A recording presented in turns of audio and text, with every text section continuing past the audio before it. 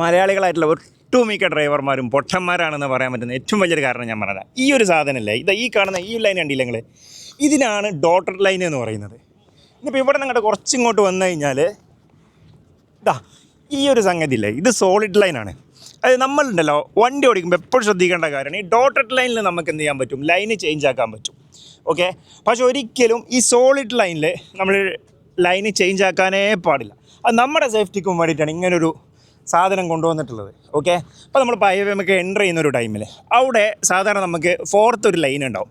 ഈ ലൈനിൽ നമ്മൾ സോളിഡ് ലൈൻ ആയിരിക്കും പുറത്ത് ഉണ്ടാവുക. നമ്മൾ ഒരിക്കലും തേർഡ് ലൈനേക്ക് ഉടനെ തന്നെ ക്രോസ് ചെയ്യാൻ പാടില്ല. അതങ്ങനെ എൻഡിലെത്തിയിട്ട് ആ ഡോട്ടഡ് ലൈന് മാത്രമേ നമ്മൾ എന്ത് ചെയ്യാൻ പാടുള്ളൂ, ഈ ട്രാക്കിലേക്ക് ചേഞ്ച് ആക്കാൻ പാടുള്ളൂ. കാരണം എന്താ വെച്ചാൽ നമ്മൾ പുറകിൽ വരുന്ന വണ്ടികൾക്ക് നമ്മളെടുക്കുന്ന ആക്ഷൻ എന്താണെന്ന് മനസ്സിലാക്കാനുള്ള ഒരു ടൈമാണത്. Okay, so please be careful. എപ്പോഴും സോളിഡ് ലൈൻ മുറിച്ച് കടക്കാനേ പാടില്ല. ഓക്കെ, ഡോട്ടഡ് ലൈന് നമ്മളെ സേഫ്റ്റി നോക്കിയിട്ട് ക്രോസ് ചെയ്യാം, നോ പ്രോബ്ലം.